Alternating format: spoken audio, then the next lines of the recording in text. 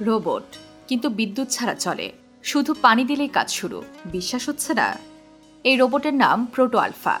এটা কোনো ধাতব দানব নয়, বরং একটা জীবন্ত সৃষ্টির মতো, যা নড়াচড়া করতে পারে শুধু পানির চাপে। বিজ্ঞানীরা এটিকে বানিয়েছেন একেবারে নতুনভাবে, যেখানে কোনো ব্যাটারি নেই, নেই মোটর, নেই বিদ্যুৎ। এটা চলে ফ্লুইডিক সার্কিট দিয়ে, যেখানে পানি পাম্প হয়ে এর শরীরের বিভিন্ন অংশ নাড়ায়। আর সবচেয়ে মজার ব্যাপার, এটা নরম, ধাতব কাঠামো নয়, নরম ও নমনীয় উপাদান দিয়ে বানানো।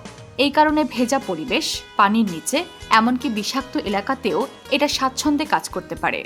ভবিষ্যতে সমুদ্র গবেষণায়, তেজস্ক্রিয় স্থানে গবেষণায়, এমনকি কৃষিকাজেও এই রোবট ব্যবহার হতে পারে। আপনার কি মনে হয়, এই ধরনের রোবট ভবিষ্যতের মানুষের সঙ্গী হয়ে উঠতে পারে? কমেন্টে জানাতে ভুলবেন না। প্রযুক্তি নিয়ে এমন আরও আপডেট তথ্য পেতে এখনই সাবস্ক্রাইব করুন বিশ্বপ্রান্তরের চ্যানেলটি এবং ভিজিট করুন আমাদের ওয়েবসাইট বিশ্বপ্রান্তরে.com।